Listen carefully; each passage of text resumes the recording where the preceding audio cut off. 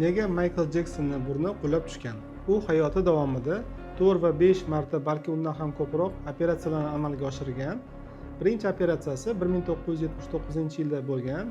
U raqs mashg'uloti paytida burnidan jarohat olgan, shuning uchun birinchi operatsiyasi majburiy bo'lgan. Lekin bu operatsiya muvaffaqiyatli bo'lmagan, yaxshi nafas olmagan, qaytadan operatsiya qildirishga majbur bo'lgan. Ikkinchi operatsiyasida ham nafasni yaxshilash hamda burun uchini ingichkalashtirish bo'yicha operatsiya qildirgan. 1984-yili Pepsi reklamasi paytida kuchli yong'in kelib chiqadi va Maykl boshidan hamda sochidan kuchli kuyish oladi. Bu esa uni sog'lig'iga jiddiy zarar yetkazib, qayta plastik operatsiya qildirishga majburlaydi.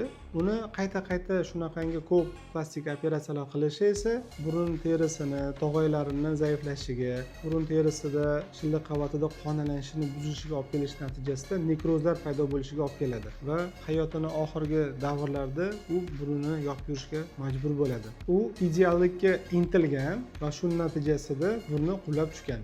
Bu yerdan shunaqa xulosa olsak bo'ladiki, albatta me'yor bo'lish kerak va operatsiyaga ko'rsatma bo'lmasa, operatsiya qildirmaslik kerak bo'ladi. Men o'zim ham agar hech qanaqa ko'rsatma bo'lmaydigan bo'lsa, operatsiya qildirmaslikni tavsiya beraman.